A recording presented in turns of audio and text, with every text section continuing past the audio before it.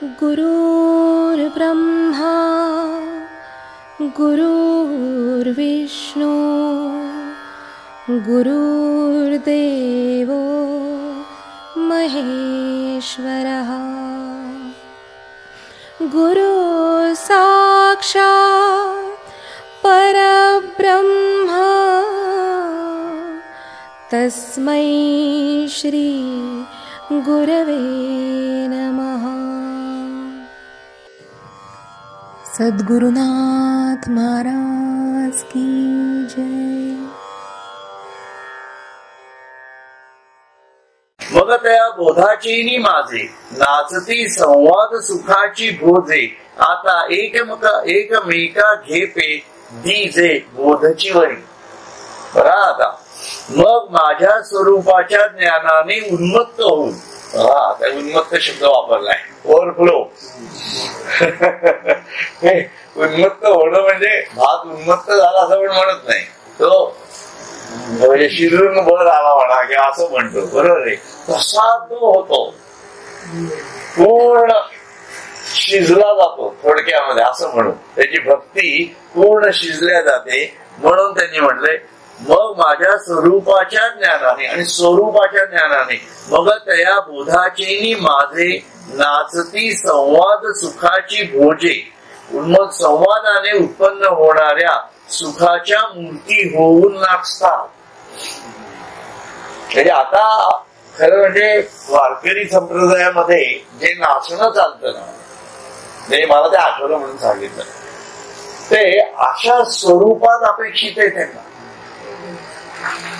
तुकाराम कसे नाचत असते विचार, नामदेव महाराज कीर्तन करत असताना कसे नाचत असते ते, कारण ही जे लोकांची जी भक्तीची जाणीव आहे ती त्यांच्या काय म्हणतो आपण त्याला ज्ञानयुक्त जाणीवेतनं, स्वरूपाच्या जाणीवेतनं आलेलं ज्ञान, कारण ते आलेलं माझ्या स्वरूपाच्या ज्ञानाने ते उन्मत्त झालेले असतात। त्याच्यामुळे त्यांना जे काही स्फुरण येतात ते त्यांचं नाचणं असतं, त्यांची शारदा त्यांच्या आतमध्ये नाचत असते, त्यांची जगदंबा आतमध्ये इतकी तत्पर झालेली असते की ती सर्व सावली काढून संपूर्ण प्रकाश तिथं झालेला असतो। कारण आता विश्व बीजाच्या कोंबावरची सावली गेलेली आहे, लक्षात आलं का? म्हणून ती सावली तिने काढली की ज्ञानाशिवाय काही शिल्लकच राहत नाही। अशा स्थितीमध्ये ते येतो होणाऱ्या संवादाने उत्पन्न होणाऱ्या सुखाच्या मूर्ती होऊन, म्हणजे त्या स्वतः ज्ञानामध्ये इतके मशगूल होऊन ज्ञान स्वरूप होऊन जातात थोडक्यात असं म्हणा, व नाचतात आणि परस्पर एकमेकास माझ्या स्वरूपाचा बोध घेतात व देतात। अशी लोक मग त्यांना जे उत्स्फूर्त ज्ञान प्राप्त झालेलं असते, त्यांच्या अनुभूतीतनं आलेलं ज्ञान ते उत्स्फूर्तपणे लोकांनाही देतात। आणि समजा त्या ज्ञानाच्या जाणीवेवरती जर कोणी दुसरी व्यक्ती असेल तर ते मौनामध्येच एकमेकाशी इतके संवाद साधतात की ते उत्स्फूर्तपणे आनंदी होतात। विडा तुम्हाला यही रहा, है की नाही? विडा तुम्हारा यही रहा ज्यांनी वाचले असेल गजानन महाराज पोथी त्याच्या लक्षात येईल ते, बरोबर आहे की नाही? तेव्हा अरे सगळं स्वच्छ करून ठेवा, माझा तो भक्त येतोय, तो खूप कडक आहे, तिथं वाटेत कुत्र मेलेलं असतं, सरळ जातात नुसता पाय लावतात कुत्र उठून निघून जात, आहे की नाही? खूप म्हणजे काय जाणीवेमध्ये असतील विचार करा, ती ही जाणीव इथं सांगताय, त्या जाणीवेचं हे वर्णन आहे। म्हणून महाराज काय आहे हे कळलं तर पाहिजे ना आपल्याला कुठे ना कुठेतरी, ती व्यक्ती कुठल्या ज्ञानाच्या जाणीवेत आहे हे जेव्हा आपल्याला कळतं, म्हणून जाणतेनी गुरु भजिते म्हटलं ना, त्याची कारण ही आहे की याच्यामुळे अरे अशा गुरुचा मी पायीक आहे, लक्षात घ्या, अशा गुरुचा मी पायीक आहे, अशा गुरुचा वर्धहस्त माझ्यावरती आहे, आणि त्याच्या आशीर्वादाखाली मी माझं जीवन जगतो आहे. त्याच्यापेक्षा काय भाग्य पाहिजे मला, बरोबर आहे की नाही? ही भक्ती अशी वाढवता यायला पाहिजे. त्यामुळे आपण जे कोणी अनुग्रहित असाल, सोम साधनेचे अनुग्रह घेणारे आहेत तिथे बरेच लोक, त्यांनी लक्षात घ्या की आपल्या गुरूंनी आपल्याला अनुग्रह दिलेला आहे. आणि परंपरा कुठून आलेली आहे? आदिनाथापासून आलेली आहे. गोरक्षनाथ झाले, मत्स्येंद्रनाथ झाले, गोरक्षनाथ झाले, गहिनीनाथ झाले, निवृत्तीनाथ, ज्ञानेश्वर झाले, त्यानंतर ते देवनाथ महाराज झाले, त्यानंतर तुमचे महादेवनाथ झाले, चुडामणी झाले, गुंडाख्य झाले, त्यानंतर स्वामी स्वरूपानंद झाले, त्यानंतर स्वामी विद्यानंद, आणि त्यानंतर मी. काय लॉजिक आहे?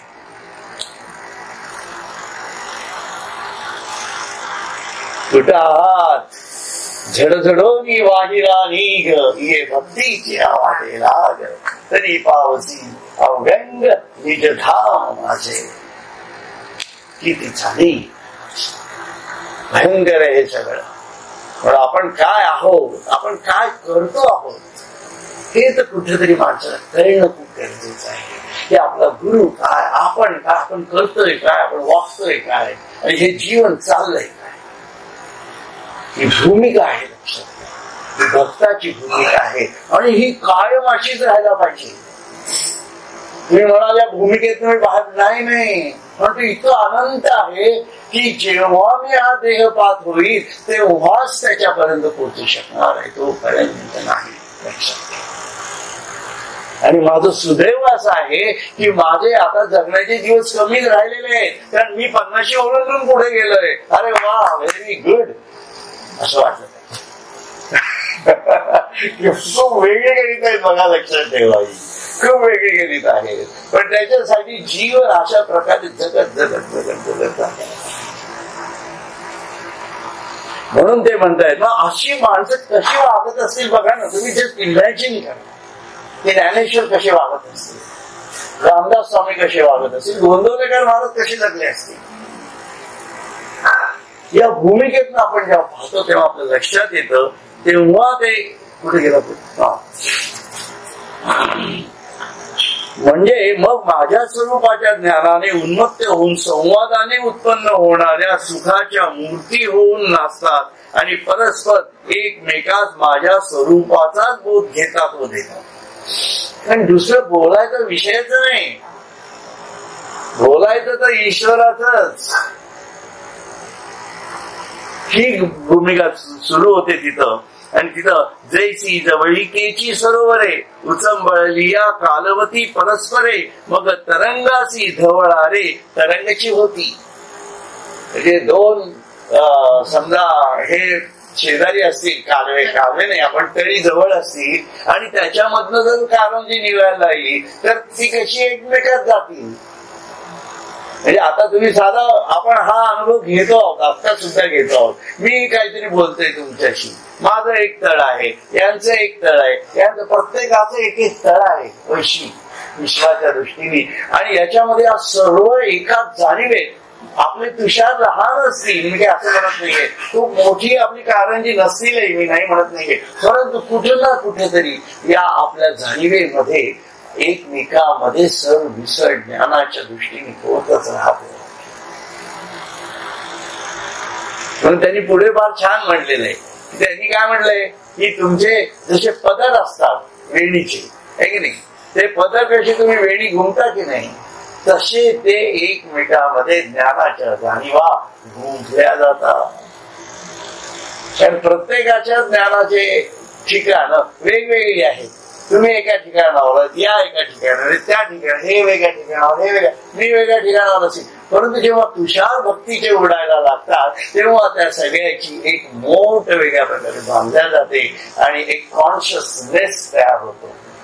हा कॉन्शियसनेस म्हणजे दिस इज कॉन्शियसनेस. माहोल सामूहिक तुम्हाला म्हणून आता फरक जाणवत असेल, ध्यान वर्ग आणि हे भयंकर फरक पडतो. एवढं डिटेल मध्ये बोलताच येत नाही काय आणि ती भक्ती अशा प्रकारे वागवता येत नाही, ती सत्संगातच वागू शकते, दुसरा त्याला पर्यायच नाही. आणि मग 4 दिवस नाही आलं आणि 5व्या दिवशी आलं की कळतं की अरे आपलं बरं मिक्स झालं असं वाटायला लागतं माणसाला, आहे की नाही? वाटतं की नाही? खरं आहे ही गोष्ट. म्हणजे ते चुकीचं आहे, कोणी आलं मिस होणं वगैरे हे चुकीचं होतं असं नाही म्हणण्याचं, पण आपल्याला हे वाटणं हे सुद्धा महत्वाचंच आहे ना कुठेतरी. अशा भूमिका आहेत त्या वाडेकरांची. तर मला तर नेहमीच रागवतात, काय तुम्ही मध्ये कसं केलं, काय असं केलं, काय तसं केलं वगैरे वगैरे मला सांगत होते. आपण ते तुषार ओढायला तर पाहिजे ना. तुषार अजून ओढायला पाहिजे, बरोबर आहे. तर अशा प्रकारची ही जाणीव आहे. म्हणून ते म्हणताय तैसी येर येरांची मिळणी पडत आनंद कल्लोळांची वेणी, ते तर बोध बोधांची लेणी बोधेची मिळणी. काय सुंदर रचना आहे बघा. म्हणून ज्याप्रमाणे अत्यंत जवळ असलेल्या 2 सरोवरातील पाणी उचंबळून आले असता दोन्ही सरोवरे परस्परात मिसळतात व तरंगच तरंगाची घरे होतात, त्याप्रमाणे ज्ञानी भक्त परस्परांना भेटले असता ब्रह्मानंदाचे कल्लोळ उठून त्याची वेणीच गुंतली जाते आणि तेथे बोधांचे अलंकार बोधांनीच घातले जातात. काय म्हणायचं हे तर लक्षात आलं तुमच्या. एवढे म्हणजे याला अलंकार म्हणण्या इतपत आपली भक्ती वाढली पाहिजे. अलंकाराचं स्वरूप किती बदललं बघा. हे ज्ञानाचे अलंकार आहे. या अलंकारांना भौतिकतेत काही फारसं म्हणजे व्यवहारात त्याला महत्व नाहीये, म्हणून फार कमी लोक या ज्ञानाच्या मागे लागतात. आणि लागले तरी पूर्ण कळणं हा अजूनच पुढचा विषय राहतो. ती आवड निर्माण होणं, ती गोडी निर्माण होणं हा वेगळा भाग आहे. म्हणून जैसे सूर्य सूर्याते ओवा गेले की चंद्रे चंद्रम्या क्षेम दिदले ना तरी सरिसेनी पाळे मिनले दोन्ही बोध दोन्ही ओघ. ज्याप्रमाणे एका सूर्याने दुसऱ्या सूर्याला ओवाळावे किंवा एका चंद्राने दुसऱ्या चंद्राला आलिंगन द्यावे अथवा 2 ओघ सारखे एकमेकात मिसळावे. म्हणजे जेव्हा अशा 2 व्यक्ती एकत्र येतात तेव्हा आपला अनुभव वेगळा आहे, थोडा खालच्या स्तरावर असण्याची शक्यता आहे. मी काय नाही म्हणत नाही, परंतु तुमचा प्रत्येकाशी जेव्हा आपण एकमेकाशी असं बोलतो आणि सगळे जेव्हा एका स्तरावर येतात, बरोबर आहे, तेव्हा काय होतं, जी एक प्रकारचे तुमच्या भक्तीचा ओघ, माझ्या भक्तीचा ओघ, यांच्या भक्तीचा ओघ, आपल्या सर्वांच्या भक्तीचा ओघ, हे सर्व ओघ एकमेकात मिसळले जातात. ही जी स्थिती आहे, म्हणून मी म्हटलं तुम्हाला की आपण जेव्हा केव्हा मरू तेव्हा काळजी करण्यासारखं काही नाहीये. ओम भवः महः जनः तपः सत्यम. ज्या कुठल्या लोकांमध्ये आपण असू तिथं सत्संग करू.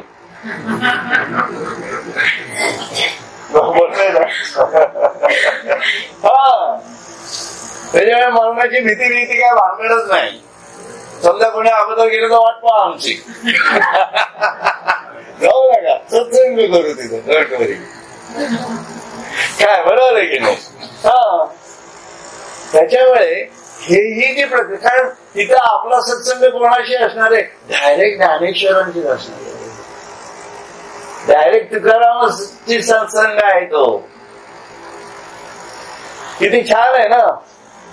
अशा चांगल्या गोष्टीसाठी जर मरण आलं असेल तर त्यात दुःख ते कसलं, उलट त्याचं स्मरण करा असं म्हणतात आमदार स्वामी. मरणाचे स्मरणाचा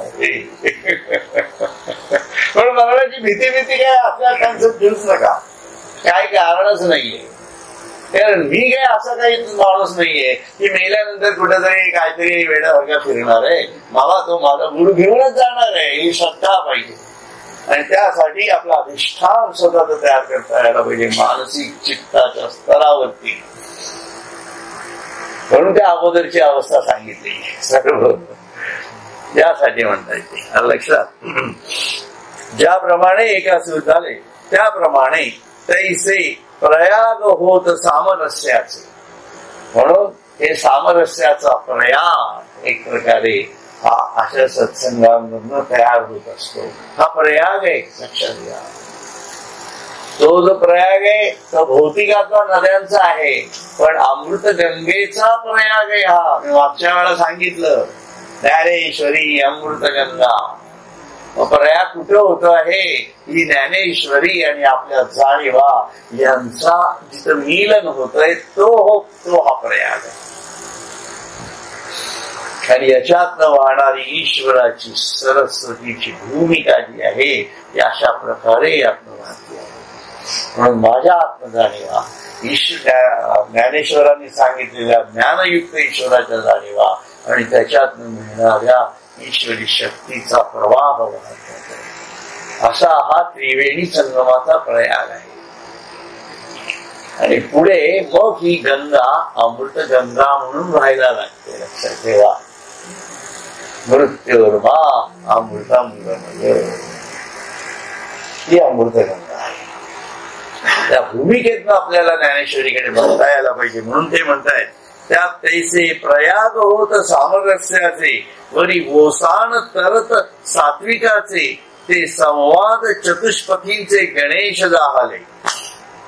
तर त्याप्रमाणे दोन भक्तांना प्रेम संवाद, दोन प्रेमळ भक्तांचे प्रेम व परमेश्वर स्वरूप भगवान या तिघांच्या प्रेमाचा संगम होते. मी तुम्हाला सांगितलं संगम कसा आहे ते होऊन ते एक समरस प्रेमाचे प्रयाग झाले व त्या प्रेमाच्या संगमावर अष्ट सात्विक भाव रूपी जाणीवेचा केर कचरावर तरंगत राहून.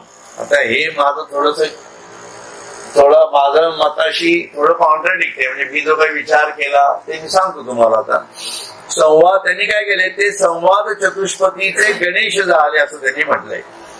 तर या प्रयागाच्या ठिकाणी काय झालं, त्या प्रेमाच्या संगमावर अष्ट सात्विक भाव रूपी जाणीवेचा केर कचरावर तरंगत राहून भक्त त्या संवाद रूपी चव्हाट्यावर गणेश होऊन राहतात असं म्हटलंय.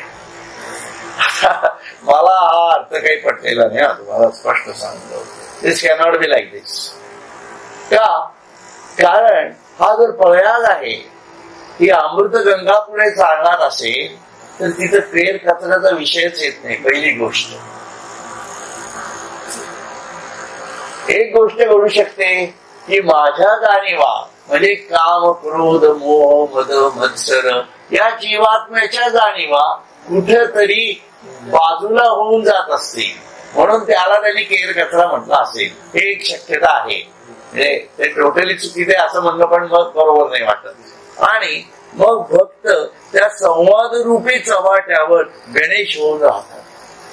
संवाद रूपी चव्हाट्यावर म्हणजे आता त्यांनी कल्पना काय केली, दोन संत एकत्र आलेले आहेत आणि तिथं ते संवाद करतायत अशी अगोदरची भूमिका आहे. आता ते जर आत्मज्ञानी संत आहे, ते विश्व स्वरूपापर्यंत पोहोचलेले असतील तर काम क्रोध मोह मद मत्सर हा केर कचरा खूपच लांब सोडून दिलेला आहे. त्यांनी तो या अमृतगंगेपर्यंत येणारच नाहीये अशी भूमिका आहे माझी. बरोबर आहे की नाही? त्याच्यामुळे केर कचरा हा शब्द मला जरा बरोबर नाही वाटला. तिथं फक्त त्या संवाद रूपी चव्हाट्यावर गणेश होऊन राहतात. ते गणेश रूप झालेलंच आहे ना, त्यांचं राहायचा काय विषय आला. ते आता परब्रह्मापर्यंत जाऊन पोहोचलेले आहे म्हटल्यावर गणेश रूप ही गणेश शक्ती स्वरूपामध्ये त्यांच्या मुलाधारापाशी ऑलरेडी आहेच. तो विषय येत नाही. म्हणून मी काय अर्थ काढला त्यातला बघा, माझ्या डोक्यात असं गणित चाललेलं आहे. ते प्रयाग वगैरे ते ठीक आहे सगळं, त्याच्याबद्दल काही म्हणणं नाही. त्यांनी काय म्हणले, संवाद चतुष्पथींचे गणेश झाले. संवाद चतुष्पथींचे त्याचा त्यांनी इथं अर्थ असा दिलाय, संवाद म्हणजे निरनिराळ्या शास्त्रातील परस्पर विरोधी सिद्धांताची एक वाक्यता रूप चर्चा. पण चतुष्पदीचा अर्थ सांगितला गेला नाही. लक्षात आले का? चतुष्पदी असं म्हणले, संवाद चतुष्पदींचे. त्यांनी म्हणले की जे चार वेद आहे त्या चार वेदांना त्यांनी चतुष्पद म्हटलेलं आहे. आणि त्या चतुष्पदांचे जे एकमेकात संवाद झालेले आहेत त्याच्यातनं गणेशाचं रूप निर्माण झालं. हे सुरुवातीच्या पहिल्याच अध्यायामध्ये गणेशाचं रूप वर्णन करताना त्यांनी सांगितलेलं आहे. परंतु ते वेदांत हे फक्त गणेशाचे भाग आहेत, आहे की नाही. संपूर्ण गणेश म्हणजे काही वेदांत नाहीये, त्याचं स्वरूप अजूनच वेगळं त्यांनी म्हटलेलं आहे. त्याच्यामध्ये आपण मी त्या गणेश वंदना आधी केलेली आहे मानस पूजा, त्याच्यामध्ये ते दिलेलं आहे तसंही त्याचं स्वरूप. म्हणून माझ्या मनात काय आलं की संवाद चतुष्पदींचे गणेश झाले म्हणजे त्याचं मन बुद्धी चित्त अहंकार ही जे अंतःकरण चतुष्टय आहे,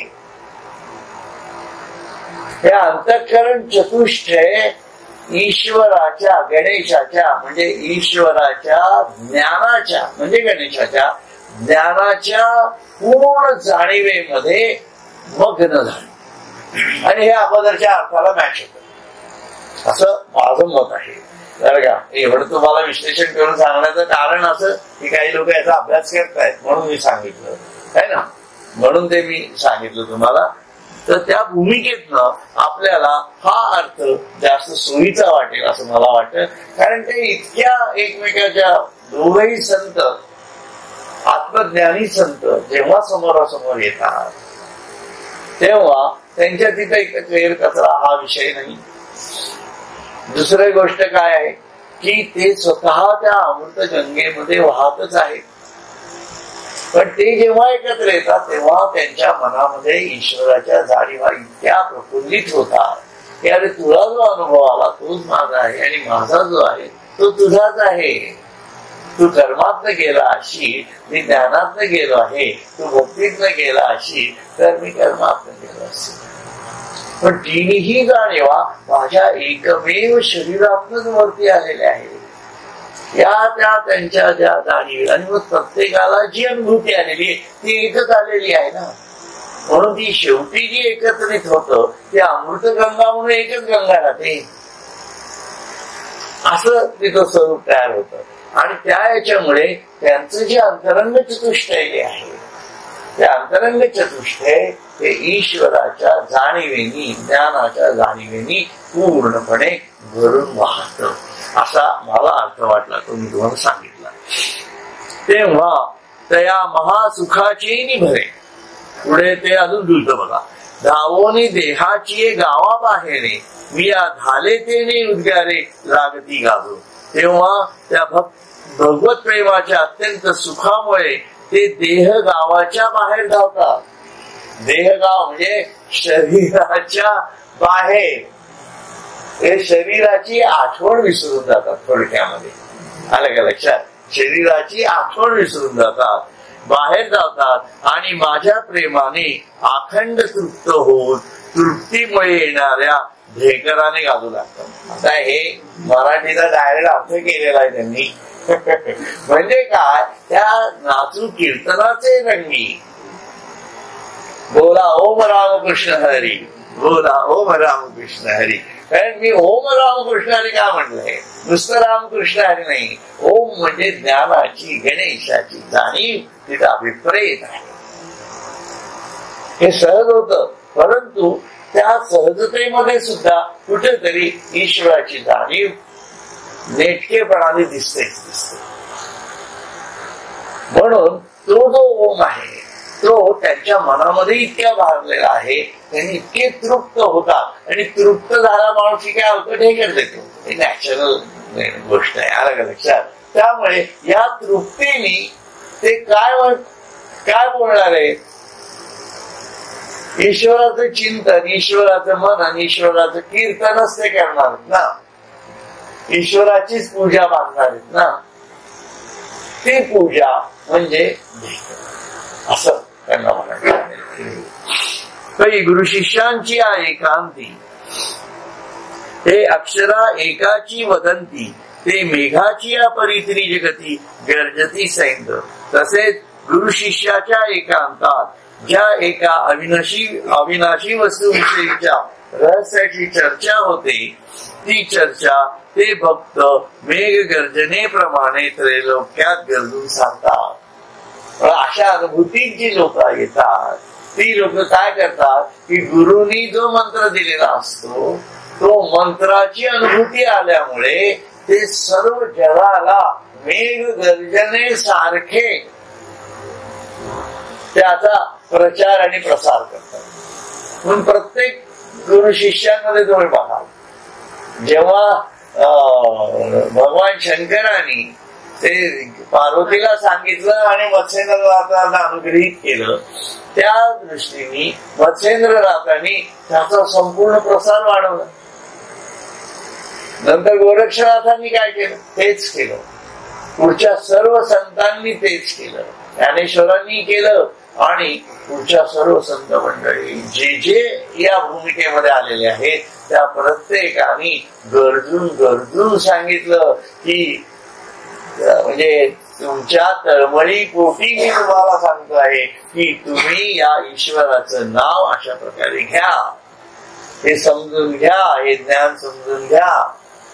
हे ग्रंथ का लिहिले त्यांनी, का सांगितले, का प्रवचन झाली, ऋषी मुनींनी सुद्धा उपनिषद का लिहिली, ते राहू शकले नाहीत ना.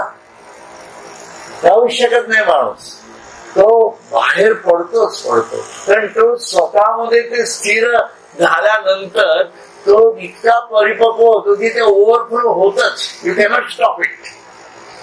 ती स्थितीच तुम्ही कंट्रोल करू शकत नाही. म्हणून जे आपल्याला अशा भक्तीच्या जाणीवेत जात राहतं त्यांनी आपल्या व्यक्तिमत्वाला असं पुढे पुढे नेत जावं असं ते म्हणताय. म्हणून तसेच गुरु शिष्याच्या एकांतात ज्या एका अविनाशी वस्तूविषयीच्या रहस्याशी चर्चा होते ती चर्चा ते भक्त मेघ गर्जनेप्रमाणे त्रैलोक्यात गरजून सांगतात. म्हणजे काय? गुरुनी केलेला उपदेश ते सर्व जगाला प्रवाहित करतात. थोडक्यात आलं का लक्षात? असं त्यांना म्हणायचंय. जैसी कमळ कलिका झालेपणे हृदयीच्या मकरंदाचे राखो नेणे जे राया रंका पारणे आमोदाचे. खूप छान उपमा दिली. ज्याप्रमाणे कमळाची कळी उमलून विकसित झाली असता जैसी कमळ कलिका झालेपणे हृदयीच्या मकरंदाते राखो नेणे विकसित झाली असता आपल्या ठिकाणचा सुवास ती गुप्त ठेवू शकत नाही. आलं का लक्षात? ती ठेवू शकत नाही. आणि ती कशी करते? आणि मग काय करते? ते राया रंका पारणे आमोदाचे. म्हणजे जो म्हणजे काय म्हणतात गरीब असेल श्रीमंत असेल तो सर्वांना त्याचं वाटप करतो. म्हणून इथं हा कमी तो जास्त हा विषय नाही. आणि गरीब आणि श्रीमंती ही आर्थिक दृष्ट्या नाही, भक्तीच्या दृष्टीने गरीब श्रीमंती, बुद्धीच्या दृष्टीने गरीब श्रीमंती. लक्षात आलं? चित्ताच्या स्तरावरची गरीब श्रीमंती. म्हणून तुम्ही जिथे असाल तिथे तिथून प्रबोधन घ्या आणि पुढे साधनेला सुरुवात करा. जाणीवेंना पुढच्या प्रवाहात नेण्याचा प्रयत्न करा असं ते म्हणताय. म्हणून तैसेची माते विश्वी कथितेनी तोषे कथू विसरत मग तया विसरा माझी विरत अंगे जीवे. म्हणजे त्याचप्रमाणे ते ज्ञानी भक्त सर्व विश्वात मोकळ्या मनाने माझ्या गुणाधी वर्णनाच्या द्वारा माझ्या सगुण स्वरूपाचे पण त्यांनी सगुण घातलं माझ्या सगुण निर्गुण स्वरूपाचे जगात निरूपण करतात. कारण आता सगुण स्वरूपाचं निरूपण कसं होईल? निर्गुणाचं निरूपण होणार ना, आहे की नाही? असं निरूपण करता करता प्रेम दाटून येते. दाटून येऊन ते निरूपण करणेही विसरतात व त्या जीवभाव व शरीर भावही विसरतात. ही त्यांची पूजा होऊन बसते. आमचे स्वामी नेहमी म्हणायचे, आहे की नाही? ते जे प्रवचन करतात ते प्रवचन म्हणजे ईश्वराची पूजा म्हणून करतात. म्हणून ज्ञानी भक्तांनी ईश्वराची पूजा कशी बांधावी? तुकारामाचं कीर्तन म्हणजे काय होतं, नामदेवाची कीर्तना म्हणजे काय होती, आणि ज्ञानेश्वरांनी ज्ञानेश्वरी सांगितली ते काय होतं, रामदासांनी जे प्रबोधन केलं सर्व ते प्रबोधन काय होतं? हे काही लोकांना सांगण्यासाठी नव्हतं, ती ईश्वराची पूजा होती. कारण सर्व जीव जे आहेत ते ईश्वर स्वरूप त्यांना दिसत होते, म्हणून तुमच्या समोरच तुमचंच गुणगान करायचं. फक्त तुम्हाला माहिती नाहीये की हे माझं गुणगान आहे. आलं का लक्षात? कारण ते ज्ञानाच्या जाणीवेत होते हो ज्ञानेश्वर महाराज, काय की नाही, त्यांचा बघायचा दृष्टिकोन. म्हणून हा दृष्टिकोन तो बदलला पाहिजे. लक्षात हा दृष्टिकोन बदलता यायला पाहिजे की मला सर्वं खलु इदं ब्रह्म. खूप सुंदर आहे. या भूमिकेत शिरता ही साधना अशा प्रकारची आहे. तेव्हा मग तो हे होतो, त्या भूमिकेत जातो. ऐसे प्रेमाचेनी बहुवसपणे नाही राती दिवो जाणणे, केले माझे सुख अव्यंगवाणे आपण पेयाजिही. असा निस्सीम प्रेमामुळे ज्यांना रात्र व दिवस यांचाही विसर पडतो व असे ते आपणच आपले ठिकाणी संपूर्ण सुखरूप होऊन राहतात. आपल्याच ठिकाणी सुखरूप होऊन राहायचं आणि अशा प्रकारच्या ईश्वराच्या जाणीवांमध्ये सतत स्वतःला ढकलत राहायचं. त्याशिवाय दुसरं काहीच नाही. अशी अवस्था तयार करता यायला पाहिजे. लक्षात घ्या. म्हणून ही अवस्था आहे आणि अवस्था कुठली अवस्था ही हा आणण्याचा प्रकार आहे. त्याच्यासाठी परिवर्तन करावं लागतं.